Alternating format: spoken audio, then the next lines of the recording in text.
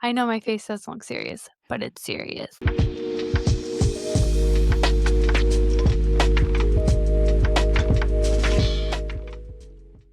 Welcome, Waddlers. I'm Christian. And I'm Alicia. And if you're here listening to this episode, you've officially made it to your third trimester. Which means you're tired, proud, uncomfortable, emotional, and probably nesting aggressively. Today we're talking about the third trimester, the fun parts and not so fun parts, and what it all means for mom, baby, and for how dads and partners can actually help without getting side-eyed. Because this trimester is exciting, heavy, unpredictable, and powerful. The third trimester is when pregnancy stops being theoretical and starts getting very loud. Baby movements aren't so little anymore. They're rolls, stretches, feet in your ribs, and elbows in places you didn't even know elbows could go. You start learning your baby's rhythm, when they move, when they rest, what makes them active. Milestones start lining up, washing tiny clothes, finishing the nursery that you're never going to use, installing the car seat, and then reinstalling it again because you didn't do it right the first time. FYI, go to the fire department, they'll do it for free. There's also a mental shift. You stop saying one day and you start saying soon. You imagine holding your little baby, picturing their face, they probably look like dad, and you wonder who they'll look like, exactly like dad. Yeah. Even when your body is tired, there's a quiet realization that you're almost done. But what happens when the third trimester doesn't follow script and they take an unexpected turn? Sometimes the third trimester brings curveballs. This is when conditions like preterm labor, preeclampsia, gestational diabetes, I'm not even going to attempt that word, growth concerns, all become... Cholestasis. I was in the rhythm and I was like, I'm going to screw that up. This is when conditions like preterm labor, preeclampsia, gestational diabetes, cholestasis, growth concerns can appear and become more serious. I know my face doesn't look serious, but it's serious. When that happens, the emotional shift is real. One moment you're planning baby announcements, the next you're hearing the words like monitoring and early delivery. Here's the most important thing to know. None of this means mom did anything wrong. More appointments don't mean failure. Monitoring doesn't mean panic, and medical plans mean awareness. The goal isn't fear. The goal is keeping mom and baby safe. So when everything feels medical and intense, what does this actually mean for mom? Third trimester is demanding physically and emotionally. Sleep is harder. Your body feels heavier. Your energy comes and goes without warning.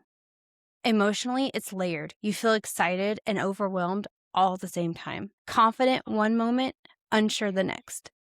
And if complications are involved, the mental load just doubles. You're managing appointments, information, decisions, fear, and hope. So let's say this clearly. Needing rest is not weakness. Needing reassurance is not failure. And needing help is not giving up. You're carrying a lot, literally and emotionally. And this is where partners, especially your spouse, can step in ways that truly change the experience. Dads, this trimester is not the time to sit on the sidelines. Here's how you help. Be present at appointments when possible. Listen. Remember details. Ask questions. Take initiative. If something needs to be done, do it. Don't wait to be asked. Protect her rest. Her body is working nonstop, even when she's sitting there. Be emotionally steady. She does not need fixing. My husband needed to hear that. She does not need fixing. And if she's cleaning the top of the fridge at 2 a.m., leave her alone. Just get her a cookie, okay? Seriously. She needs consistency and calm. And if things get medical, your job is to be solid, not silent. So with all of this happening, how do you hold space for excitement when the finish line is finally in sight? The third trimester isn't just about getting through. It's about finishing strong, whatever that looks like for you. Strong might be following a medical plan, asking for help, slowing down, taking a nap, going all the way till your maternity leave to the last day, and letting go of expectations. There's no one single right way to arrive at the end of pregnancy. What matters is this. You got there, you overcame everything that you thought you were not going to get over, and you carried that baby with so much love that their cheeks are packed to the brim and baby rolls are going to be popping, and that counts. When you hold that little Michelin man, you'll remember this. So, Alicia, what surprised you the most about the third trimester? How much I wanted to prepare, but how much I didn't want to do it myself. Yeah. I wanted Yeah. to clean my house. I wanted it clean and spotless, but I wanted to hire somebody to do it. I didn't want to do it.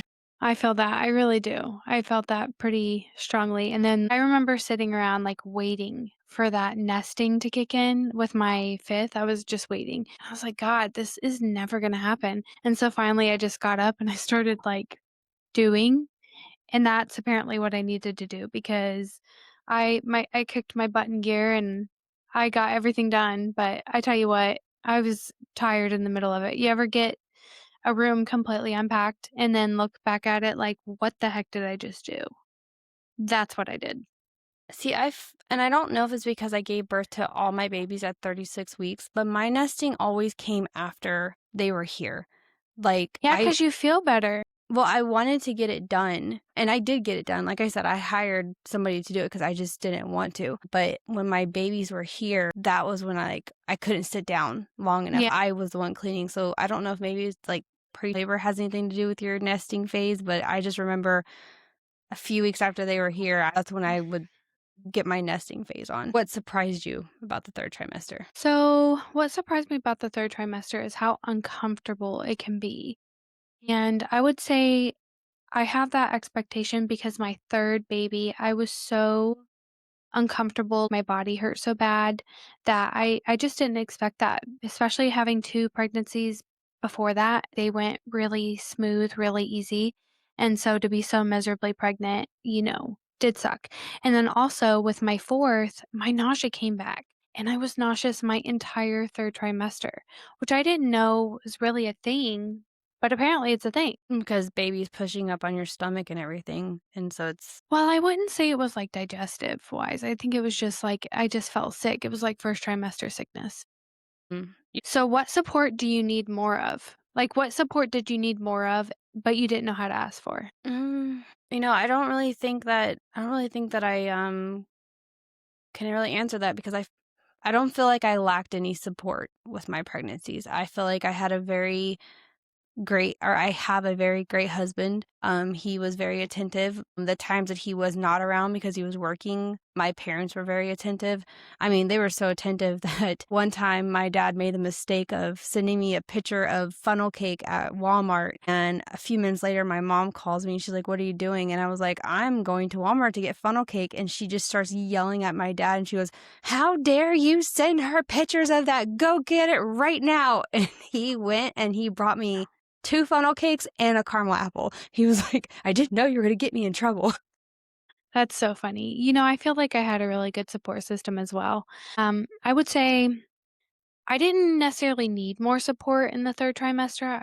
I will say my husband had to pick up a lot more with the girls just in the 3rd trimester, and I had to be more okay with the mess just because I there's just one me, my body's already sore, and, 4 kids plus pregnant, and the house is a mess. My husband works a lot too, so, like, he wasn't always home, so I would say the support that you need in the 3rd trimester is probably just emotional support, if I'm honest. It's mostly emotional support. I'm gonna go ahead and throw some advice at you guys because something that you need to do before your baby gets here. If you expect your husband to be up with you in the middle of the night or you expect him to change diapers a lot, you have to have the conversation before the baby gets here. If you've got expectations of your partner and you don't relay that to them, it's not their fault if they don't follow through.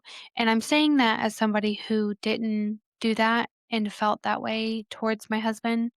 A lot of the time, dads, when you have your baby, like, they're like, "Well, you just carried it, like, this whole time. Like, you obviously know what to do." When you don't, we're all guessing. And so my advice to you is to have a conversation before the baby gets here of things that you're both expecting of one another, so that way there's no surprises. And if the time comes when the baby is here and you're feeling very resentful or you're feeling like they're not doing enough or he feels like you're not doing enough, whatever the heck it is, but you're definitely doing enough, trust me. It's important to keep that conversation going and that door open so that way you can have that open communication Well, in that same return, nighttime routines are completely different than daytime routines. Sometimes dads just don't hear anything. That's just the truth of it. These men can sleep through anything. They can sleep through a fire alarm half the time. But also during the day, if you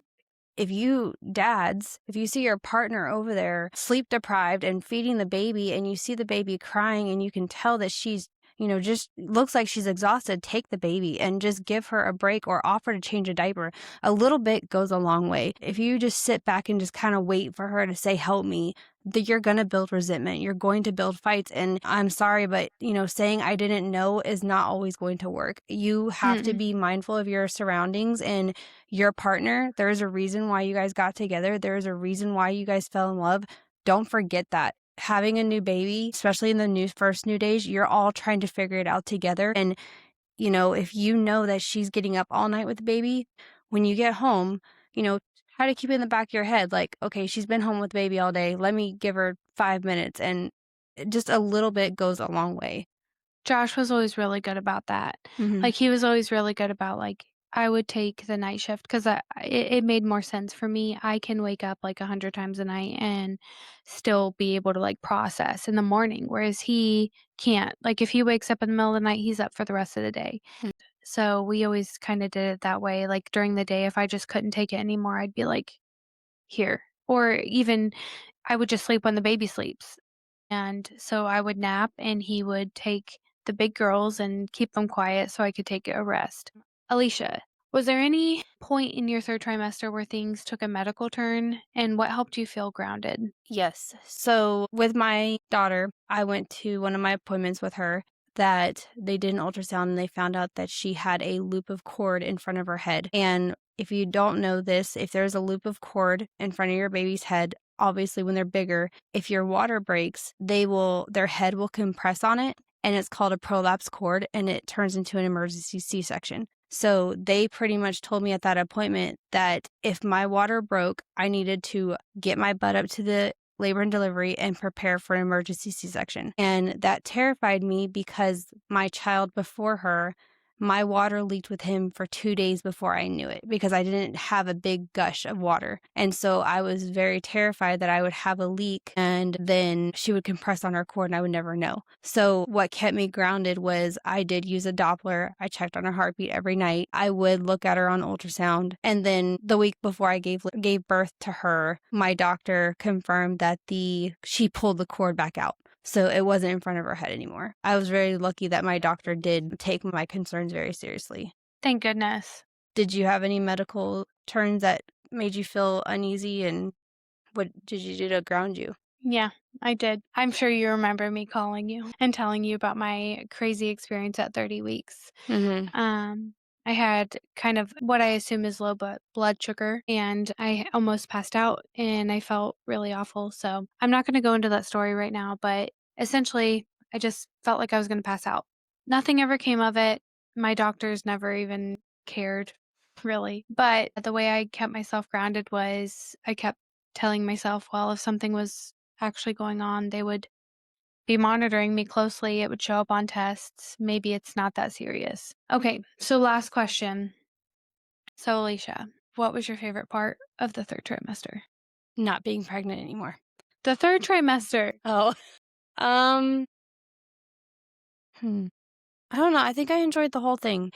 I don't like being pregnant in general, but I Mm, do like the experience of it because when you live through not knowing that you're pregnant and then you get to experience it, I think I just cherish it because I've already had the alternative. So I just enjoyed it all. I mean, I don't think anybody likes morning sickness. I don't think anybody likes the sciatic nerve pain, but that 3rd trimester, when you know that you're at the finish line, I just enjoyed folding the clothes and getting them ready. By that time, everybody knew their name, so they were calling it by their name. It just makes it all real, especially yeah. when you're bringing home a sibling for them. Like, that makes it real too. And then you're watching your partner become a new parent again. Like, I find that very fascinating. Every time we have a new baby, I just see my husband turn into his new parent again. Like, he gets this whole new fresh of nerves. Anytime I have a contraction, he's jumping up and it's like we haven't been through this before. And he's so attentive. So it just shows you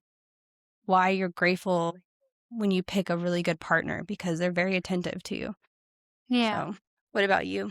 I'd say one of my favorite parts about the 3rd trimester is the anticipation that builds. I mean, it's a love-hate relationship, okay? Hear me out, because the last few weeks of the 3rd trimester feel like 365 days. But I will say the anticipation and the excitement from meeting your baby and getting ready for your baby and having the hospital bag, like all of that is my favorite part of the 3rd trimester, just knowing that it's going to end and, there's gonna be an actual baby and a cute little face, something brand new, you know? Was there something that you didn't like? Oh, yeah. Like most of it. I hated how everything felt so heavy, and then, like, the last few weeks of pregnancy with all of my kids, I couldn't eat anything really past, like, 5 o'clock because of the indigestion. Mm. I hated, I just felt like I waddled everywhere. I didn't like it. I rode a horse for a week. The 3rd trimester is a lot, but it's also a milestone worth honoring. However your journey looks, you are closer than you've ever been. You're not behind, you're not failing, and you're not alone. Thank you for trusting us to walk through this season with you. We'll see you next time. See you next time. Join us for later seasons as we break down other things that happen each trimester. Also, if you're not already, and we know, like and subscribe and follow us for more episodes in the future.